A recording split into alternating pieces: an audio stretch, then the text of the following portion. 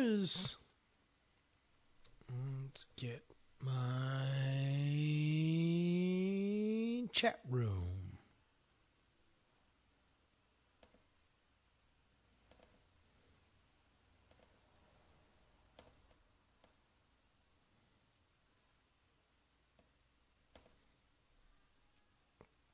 Boom, boom, boom. All right. We are here. We have a chat room. Let's go ahead and get a song.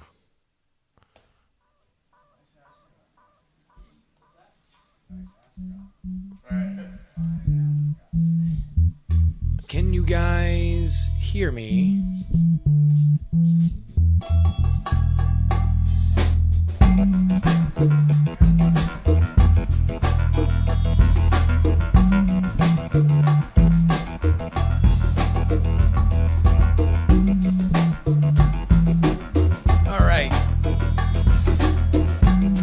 Franklin's going to start referring to me as Old Man JuRY.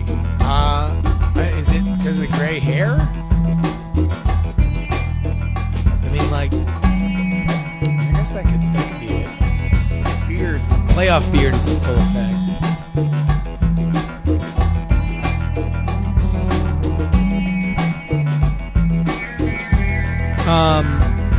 All right.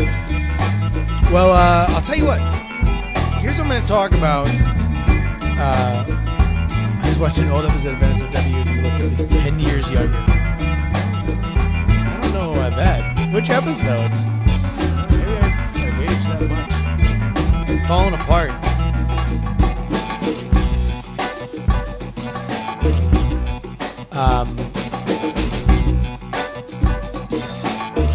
I mean, the thing is, back in the day, I was also fatter. So, who knows? Maybe that was a sign of youth and experience.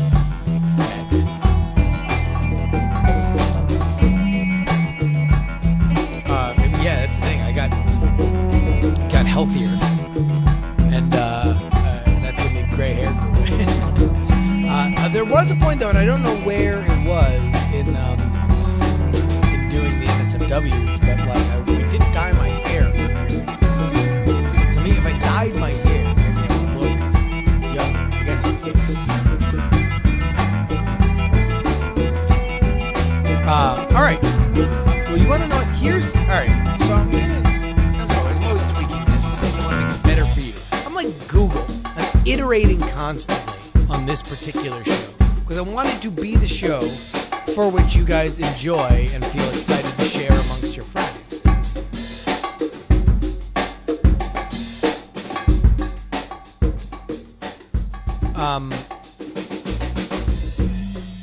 And with that, I want to see what you guys, want to talk about today. The only thing I really have any kind of interest in talking about out of the gate is this, basically, the world's kind of gone gay. At least we're really fascinated about talking about gay stuff, and I think it's only going to get more interesting. We are at the cusp. This is a year that I feel like will be dominated by gay conversation and wearable computers. So we're going to talk a lot about gayness and watches. Which, I mean, I guess, I don't know. Maybe gay watches.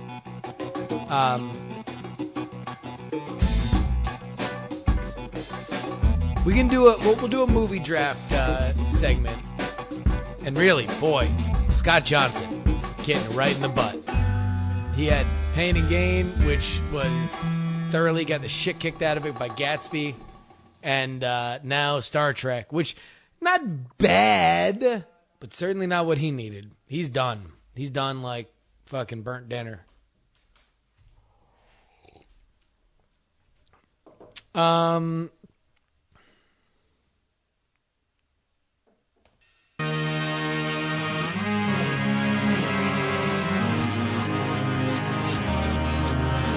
So, come on, what else? Things in the news. I mean, do you guys want to hear me talk about the politics stuff? Because I don't know if I have a great point of view on it.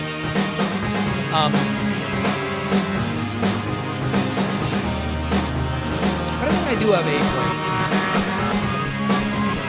I think I can do A. I mean, I had a conversation with a friend. Maybe I can just have it. All right. So let me put this.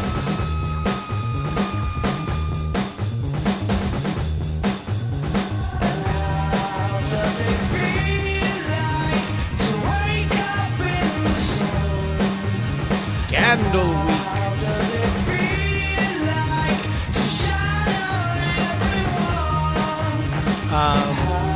Now let me ask you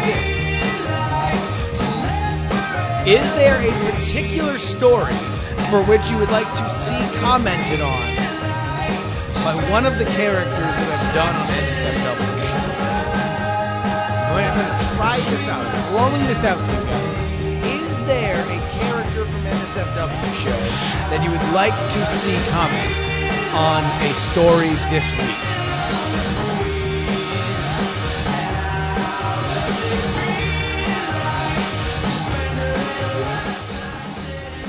Here we go.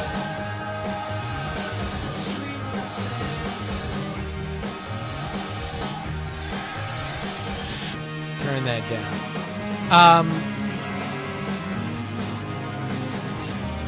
All right. NSFW character that you would like to see comment on a story this week. I'm going to randomly throw that out there. You guys can pick one. I'm going to try it. I'm going to trust you guys. This is trustful. I'm going to go ahead and say, just give me an NSFW character, and I will discuss it as that character, you know, in this week's news. So I'm getting a lot of characters here. Captain Morgan would obviously be probably the popular one of the moment. I'm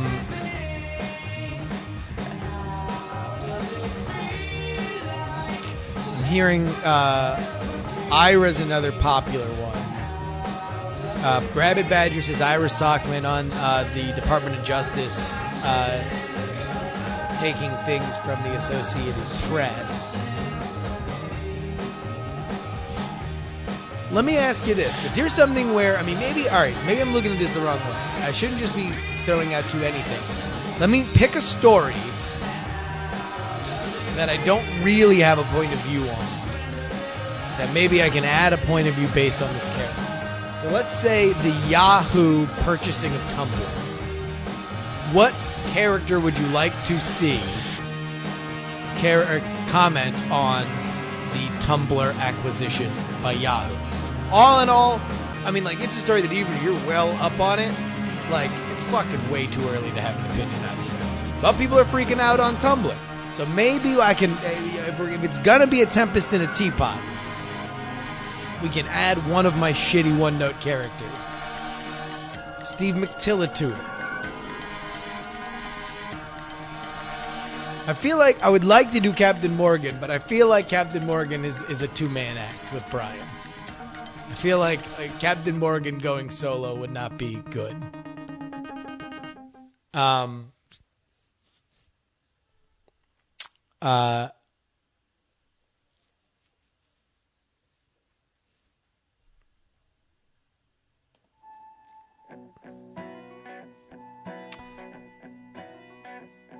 When Johnny saw the numbers, so Steve McTillituder. All right, maybe Steve McTillituder. I'm getting death stares because there's somebody, I'm not going to say who, but there's somebody who lives in my apartment who fucking despises Steve McTillituder's voice. Really hates Steve McTillituder voice.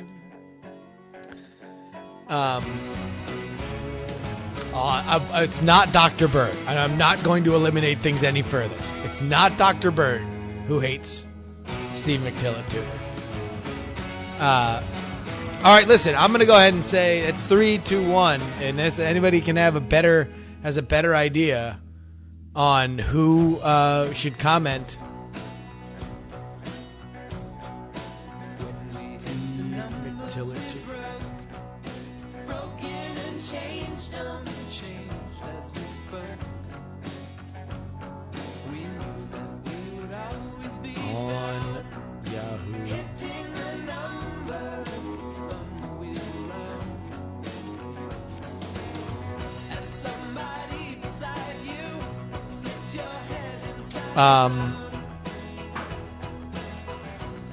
R.L. Stein on the Powerball lottery.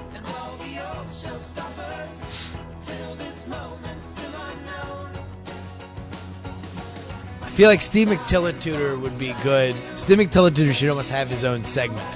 It should be like the minute, your technology minute with Steve McTillituder. All right, well here, how about this? From here on out, if this goes well, which there's no guarantee of that, if this goes well, then from here on out, you guys will send me them all week, and we'll do one a week on the JuRY podcast. But I think we're going to start off with Steve McTillituder and your technology minute. I mean, I don't know what I would say about the Maker Faire. Sagan saying, talking about the Maker Faire. I don't know. Max Trollbot's only really funny when he's yelling at people. Gigaloop is saying Max Trollbot would be good for tech news, but I mean, that's another two-man act. Steve McTillituder, he's just a lunatic who would talk to a post. Did I meet Jerry? No, Rabbit, sorry. By the time that you got to us, we were ready to fucking bounce, man. It was a long day in the sun. So we barely got to see Padres J, who I think hummus has been placed before me.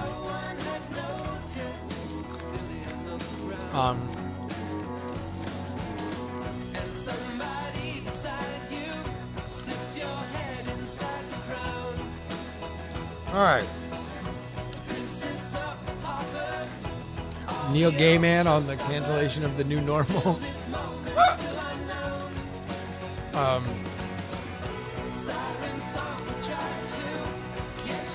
Jay Push asked, what's it like working at Twit? I mean, I don't really work at Twit. Like, I get money from Twit for doing an SOW show, but, like, I'm not an employee. I don't have a 401k or anything.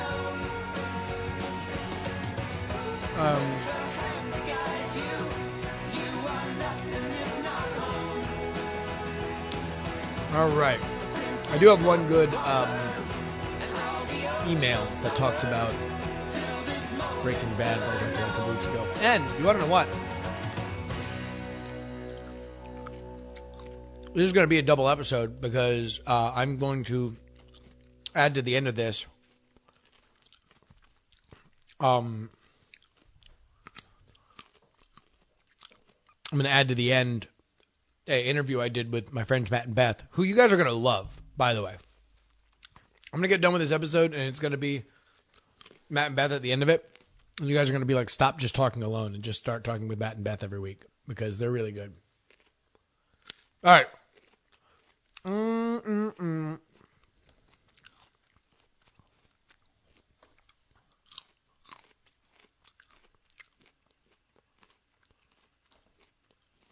Here we go. All right. The gumshoe on OJ being denied. That would be a good Ira one. On OJ being denied another trial. All right. Here's what I want you guys to do. Think of follow-up questions that you want to hit me up with at the end. So when I'm like, hey, follow-up questions, hit me up at the end because I'm going to do a rapid fire, all right? I need you guys, I need to lean on you guys for this one because otherwise it's just me staring at the thing, filling and tap dancing. But do you want to know what? Let's go ahead and get this bad bitch started.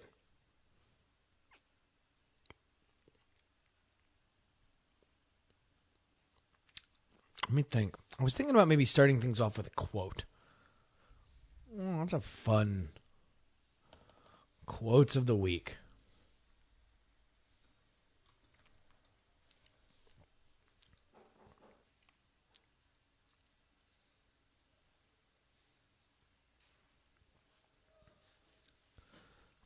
How about just free OJ? That's a good one. Here we go. This week's episode of the JuRY podcast reminds you to free OJ. sound of the hand. True serum. That's what we call it. And God for the thugs, too. From the top and let the sunshine in. No wood rain, let the Twinkies spin. Get you a glass, mix the Coke and the hen. It's quite alright, put the throw in the wind. Put the throw in the wind. Yo, geeky ass nigga. Collar green neck bone eating ass nigga. Always wearing my jeans baggy saggy. You know Florida, Georgia, side khaki lackey. Rolled up, you spam a sandwich up. Sugar water, egg, mayonnaise sandwich. Share the room with about 4 more brothers. For one home for 'em, one no more covers. A little bad motherfucker. Always wrong and always in trouble. None of my teachers ain't like this. Make it so bad, poor hand said more like me. You brought up the way I did. You got to understand, trick love the kids. Trick love the kids.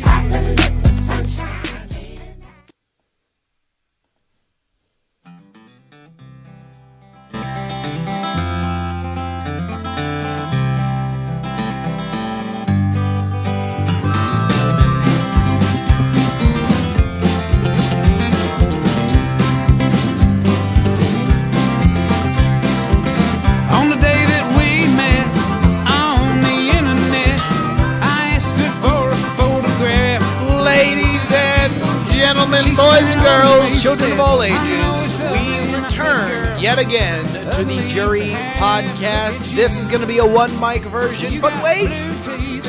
You might be saying, Justin, I so enjoyed the conversation that you had with your mom last week. I was really thrilled that it wasn't just more of you running your fat lip without anybody to call you an idiot for the things you say. I wish that you were to talk to somebody else again this week instead of just yammering my ear off by yourself. Well, do I have good news for you? Because not only are we going to do a regular episode where it's all one mic gerbs telling you the true truths as only Animal knows, but also I'm going to put in an interview with my friends Matt and Beth at the end of this podcast. You're going to get a double stuffed episode all up in your piece hole tonight, okay?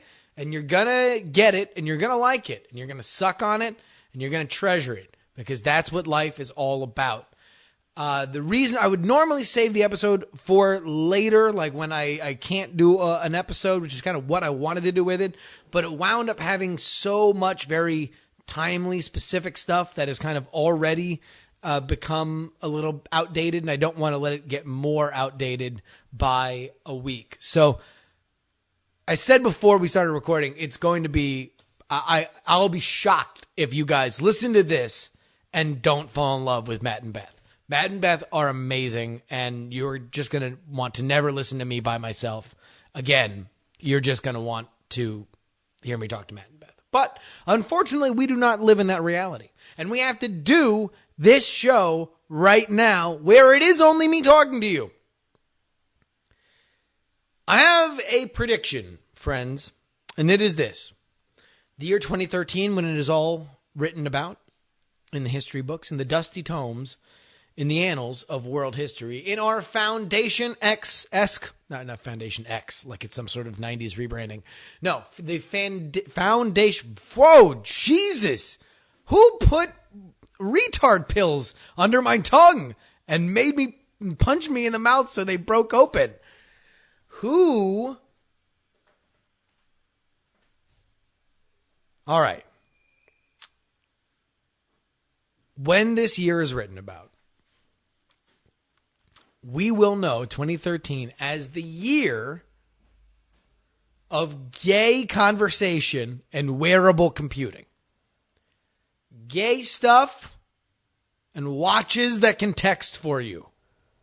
Man-on-man action. And glasses that can tell you where to get directions. Lady-on-lady marriages. And a weight belt that can tweet you when you're being too fat and not running fast enough. That is what this year, 2013, is going to be about. Because we've already hit a dam breaking in terms of things that would otherwise not happen. The conversations about homosexuality and how it fits in our culture. And more specifically, not necessarily how it will fit in the future, because I think we all kind of know where that is going, or at least we have an idea of where it ends. So when you talk to people about the Jason Collins thing, for example, and you're like, oh, well, why can't we live in a world where this isn't a big deal? We all know that's where we want to end up, and really where we will end up. Because anything that we deal with enough, it is repetitions. Anything that we deal with enough eventually ends up as boring. And really that's what we want, are for things that should not be controversial to be boring.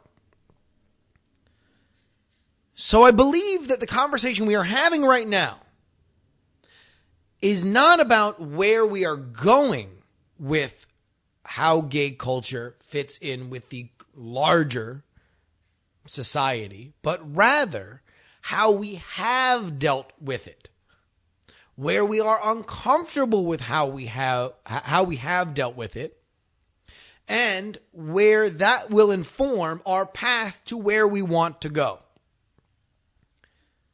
Now, obviously, politically, this has been brought on. Minnesota became yet another state to recognize gay marriage. We've seen the Jason Collins thing. But what struck me today, or not today, but this week, was an article that Bret Easton Ellis wrote for, I believe, Out Magazine. Now, Bret Easton Ellis is a writer. He's a bit of a firebrand. And he is a pretty outspoken critic of GLAAD.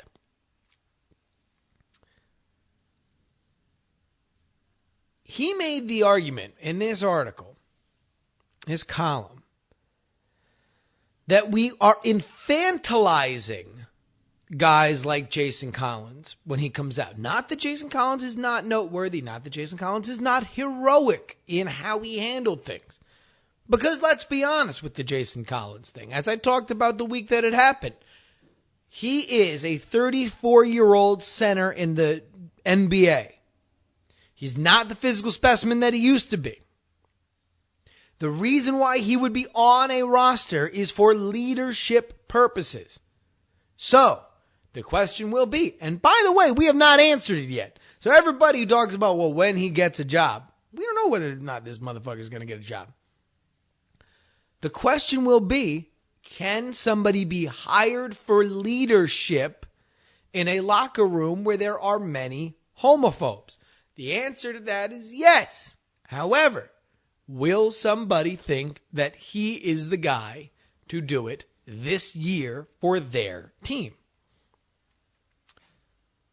So let's go back to Bret Easton Ellis. His point was that there is a culture inside the gay community, of a school of thought that creates the magical gay elf. The idea that the model gay person is a non-threatening, if not enlightening entity for which will better and make whole straight culture by excising its bigotry. He makes the argument that the perpetration of this is harmful because not all gays are the magical gay elf who serve to better straight culture by excising its bigotry. Many are impatient. Many are slovenly. Many are temperamental. Many are working through a lot more issues beyond just being gay. Now, this column struck me with two initial impressions. Number one, I have no fucking business talking about it to anybody. Like in person to person. I have no business talking to my friends about it, let alone on any kind of platform.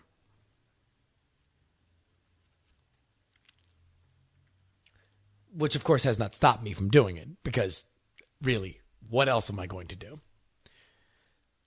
And secondarily, it struck a chord because anecdotally, personally, the gay people for which I've been friends with have not looked like the gay people on television. Like the friends that I have with generally don't necessarily look or act like the people that are on television, even though the diversity of straight characters on television far outweighs the diversity of gay characters on television. Most, in fact, of my gay friends have been like my other friends, slovenly, usually self-loathing, and dealing with a lot more shit than just being gay, and certainly has little interest in bettering the straight culture by excising its bigotry. So that made me think, maybe there is something to this.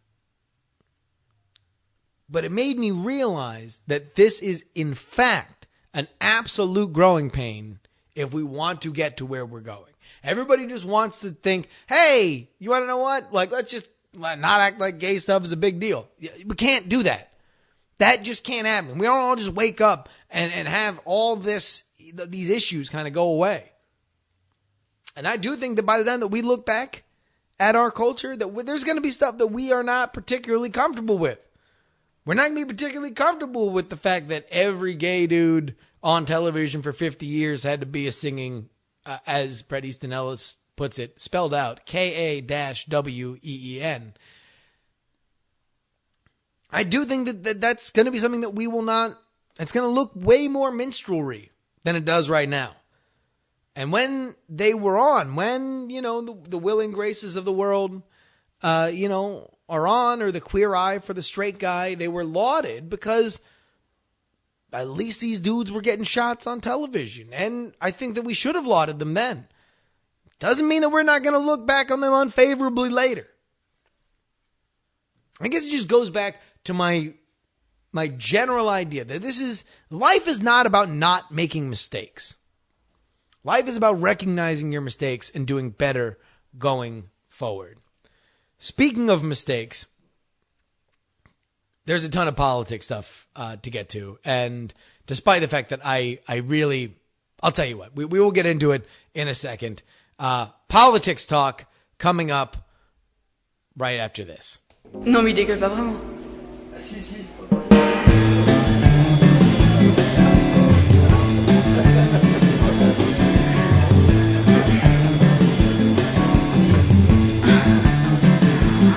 Went to a party. I danced all night. I drank 16 beers, started up a fight. But now I'm jaded. Politics. Yes. All right, let's talk politics. Big week. Ladies and gentlemen, welcome to the second term of the presidency.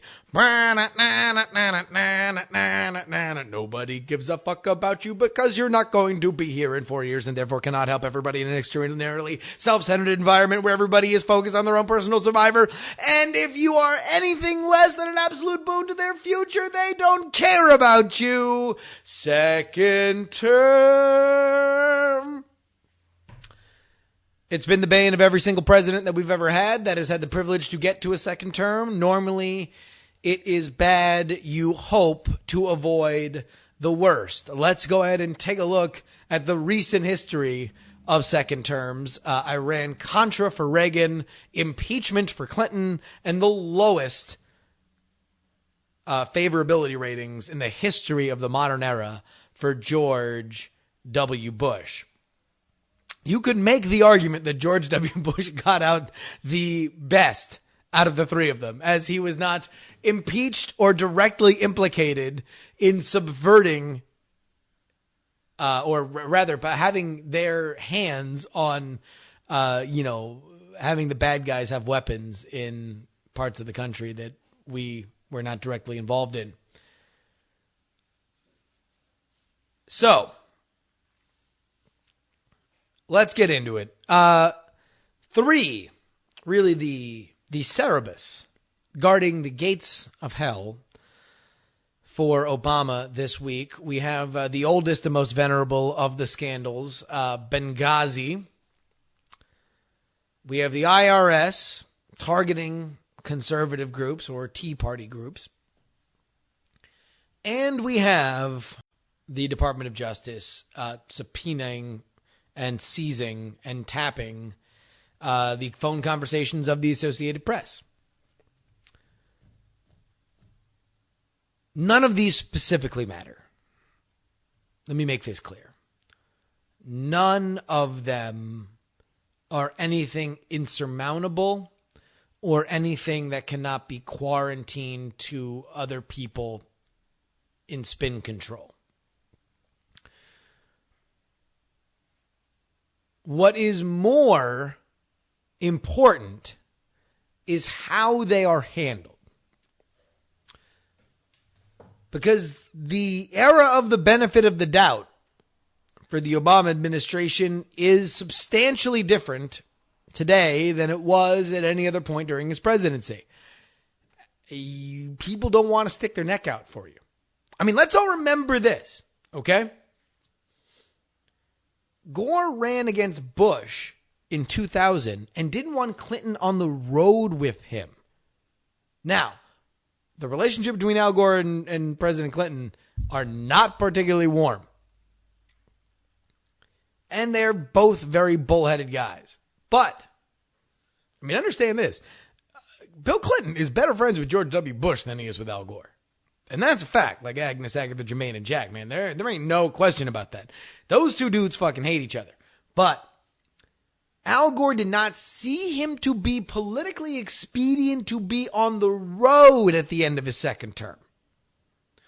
John McCain could not run farther enough away from George W. Bush at the end of his second term when he was running for president against Barack Obama. So understand this.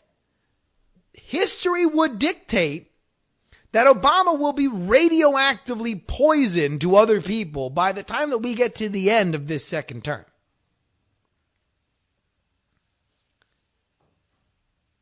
The question is there damage done to the legacy based on how they handle this? And you're already starting to see, I mean, listen, I'm not the biggest fan of the guy. And here, I'm going to get to something in a second. Here's all I'll say on the scandals. You can't just keep pushing the buck, man. Like, nobody cares. Just own up to something. Just say that you knew it. You were working on it. It was unfortunate that things came to light before there were measures that you wanted to push through to correct things and people needed to get fired.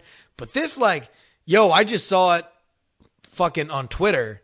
Shit, that has got to go. You can't pull this anymore. You can't do the like, what? The IRS? That's crazy. I mean, it's not a good look.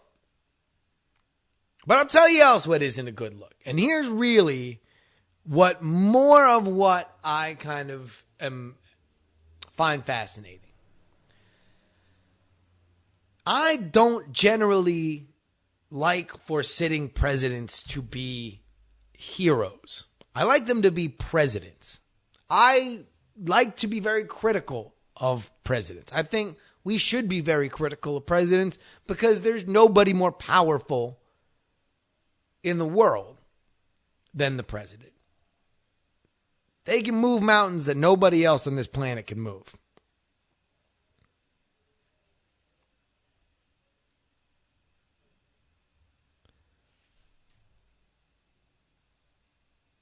With that, I don't particularly get when people are like, I mean, I guess this kind of goes to why I find politics fascinating. But, like, I was always weird about people who were crazy, like that, you know, thought that George W. Bush was like the best guy on the planet. I'm wary about kind of people who think that Obama's the best guy on the planet. And I don't know why anybody would think that, like, you know, at some point, if there's smoke, there's fire with some of this stuff. I mean, like, listen, the Benghazi thing, and I'm not one to say that there is like a Watergate level scandal with any of these things. But when the Benghazi thing happened, I mean, like, just go to your neighbor and say, hey, it was 9/11 and a diplomat was killed. What do you think happened? And they're going to say, I don't know, probably some terrorists or some shit. Get off my lawn. And you're going to say, all right, I'm sorry. You don't got to be so mean about it. And he would say, well, it's 6 o'clock in the morning. Why are you knocking on my fucking door at 6 o'clock? I'm like, well, don't curse. I was just asking you a hypothetical question. It's like, I don't even know you. And it'd be a very weird conversation.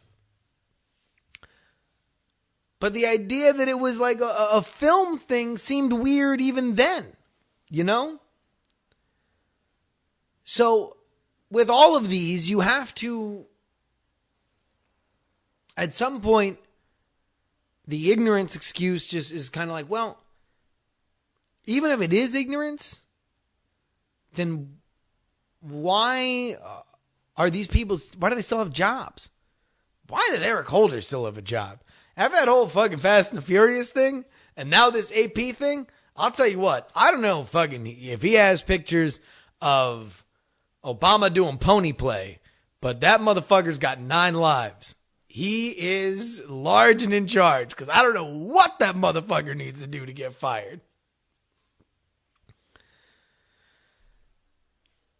I was talking to my friend Steve. Steve works at Business Insider. He was here for Google I.O., and we got into a politics conversation. And I just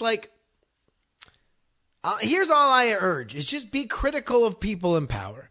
And by critical, I don't just mean always looking for the worst. I mean, critically look at what they are doing and understand that it's a very difficult job. So you gotta give a little leeway there, because no matter what, you're in too big a position to not step on toes. And that goes from fucking George Washington to Obama. Every president. There is no way that you can make a decision without fucking pissing people off or doing something that somebody else would consider wrong. That's absolutely hard granted truth. However,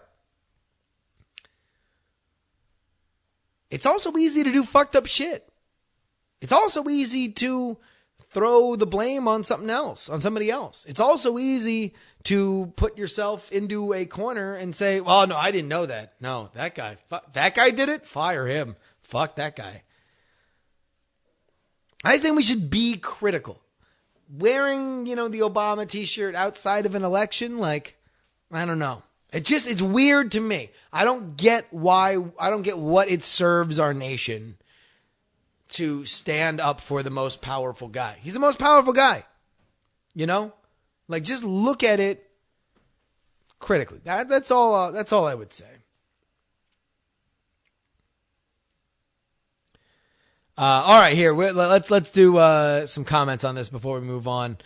Zombie Jesus here. I think people have too much stock in one kind of control and the power the president really has. No way in hell the president knows 100% of what every government agency is doing under them. It's easy to have your opposition draw you into scandals that aren't scandals.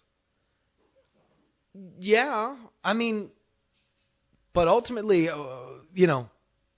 the scandals that aren't scandals, are there, and you navigate through them, and that's it. Yes, your opposition will draw you into scandals. That's politics. They will look for you doing wrong, and then they will go after you.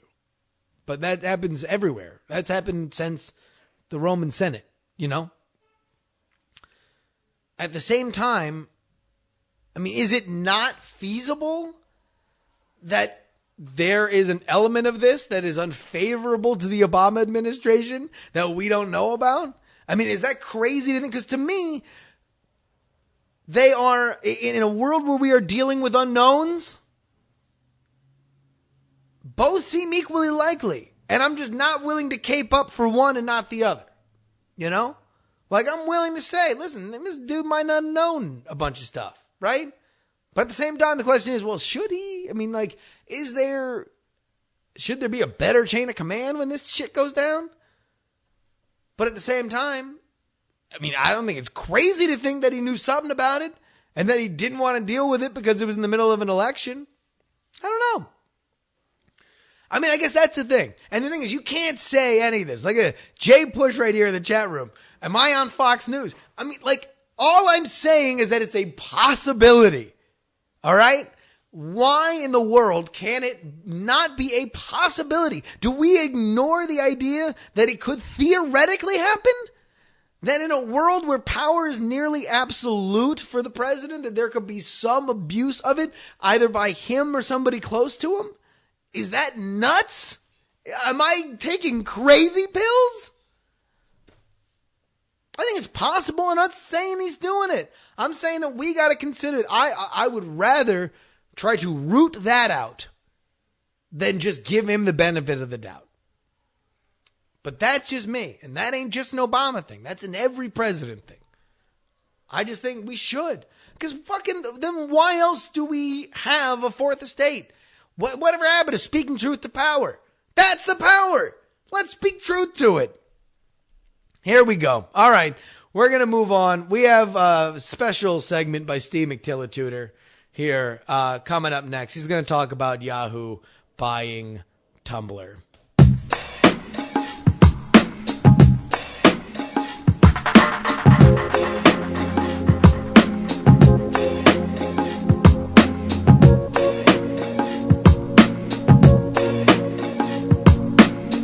There is no guidance in your kingdom. Your wicked walking Babylon. There is no wisdom to your freedom. The richest man in Babylon.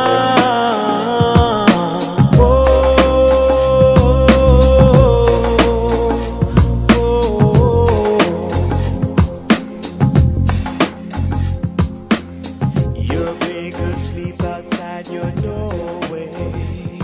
Hey, everybody, it's me, Steve McTillitutor, bringing you the Steve McTillitutor Technology Minute. Words are abuzz at Yahoo because they're buying Tumblr. For those of you who don't know, Tumblr is a microblogging site. You can post about anything you want on Tumblr, and it's very simple. People are a fan of GIFs on Tumblr. Everybody's all at Twitter, but not on Twitter, on Tumblr. Turns out they're not all that pleased with Yahoo because they believe that Yahoo's going to ruin things like they did Flickr. The problem is that I've never been on Tumblr. See, I'm Steve McTillitutor, and I'm a big fan of laser discs. I don't know why I was assigned to talk about this particular topic. Tumblr for me is what happens when you fall down a hill. You say, hey everybody, what do you say we go tumbling? And then you throw a laser disc down that has been scratched beyond recognition by somebody's homeless cat. And then you go tumbling down the hill. As far as Yahoo buying it, really it brings to mind much confusion. Because Yahoo is a name that I am not familiar with beyond the exclamation. Many times I've walked into a diner or some sort of eating establishment and had a dessert and said, Yahoo! This is delightful. This has been Steve McTillitutor's Minute of Technology. Bye.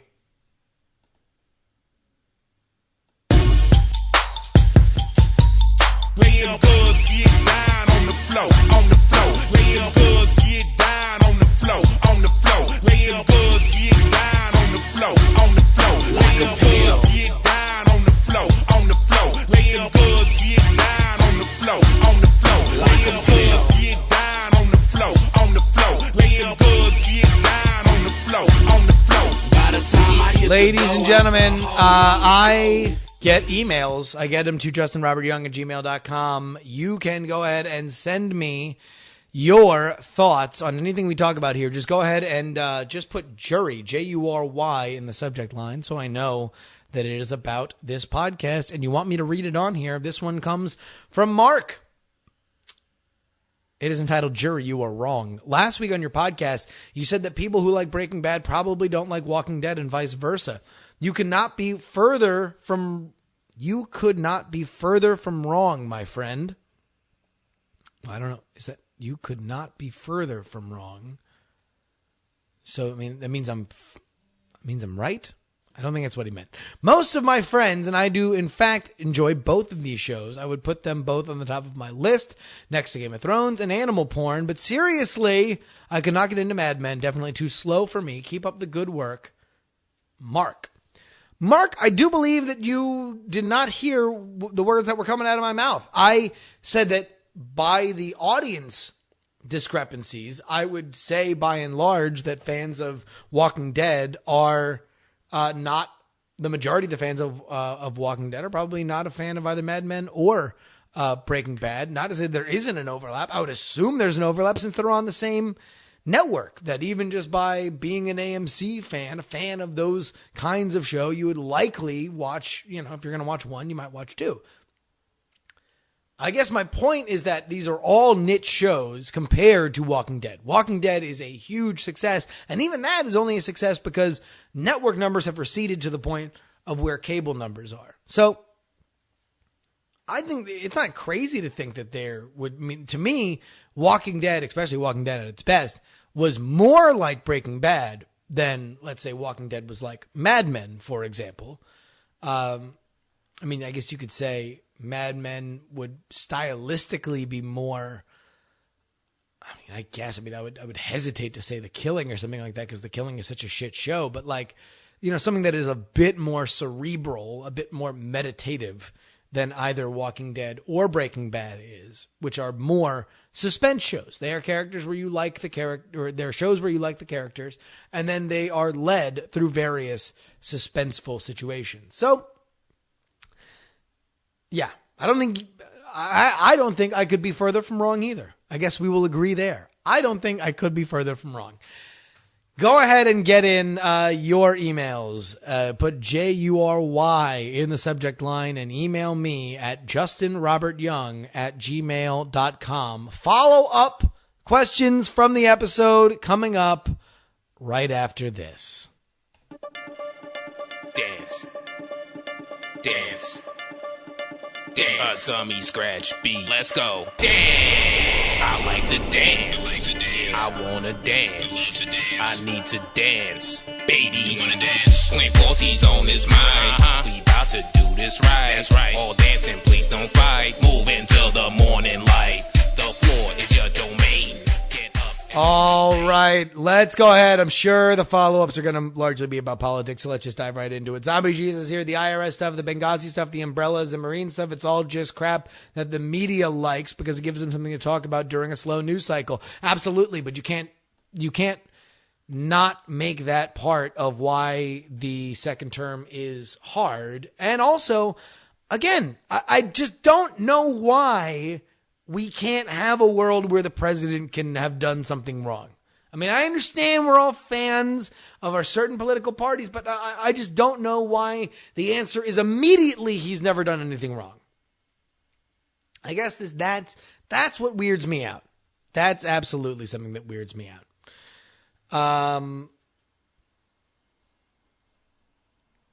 All right. Joey Glove. Do I make requests? I make all sorts of requests that you have. So go ahead. Request all that you want. Benjamin Jamming. I'm with this chick that's full-blooded Eskimo, and she doesn't have any body hair on her head.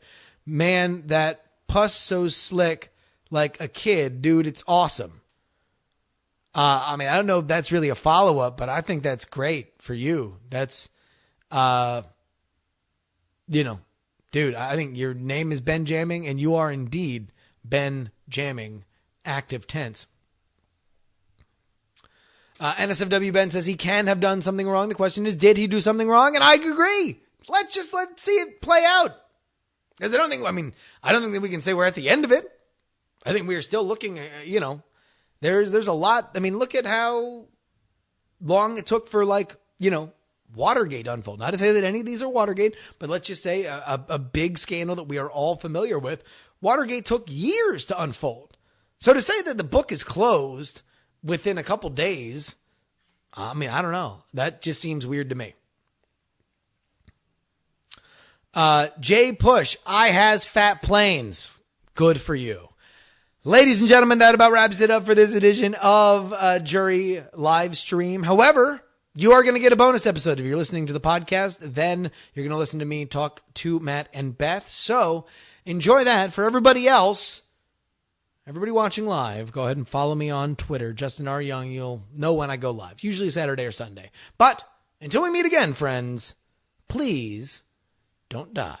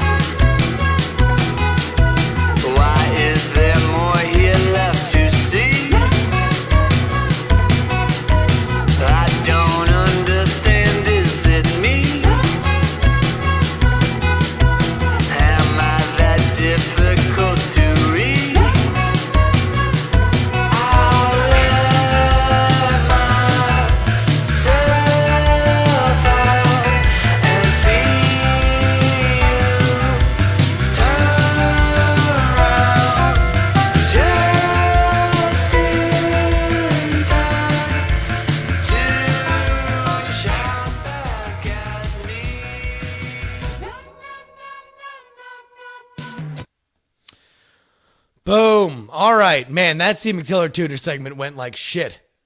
That was bad. I forgot the voice halfway through. That was, woo! That stank. That stank like a pile of butts. I apologize to everybody on that one. Whoo, was that bad? Zombie Jesus, am I going to be at Twit for most of the summer? I mean, maybe. I don't know. I mean, that really depends on whether or not I get booked on games on Tuesdays. You know, any Tuesday I'm there that I can make it, I will be. But, you know, you never know.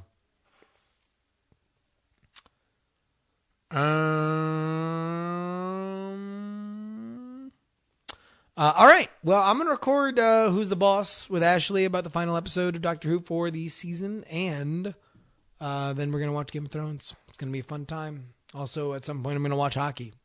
It's going to be a blast. All right. Love you guys. Oh, curious because I'm going to come out in July into the Bay Area, and I was going to try and catch a live NSFW if you would be there.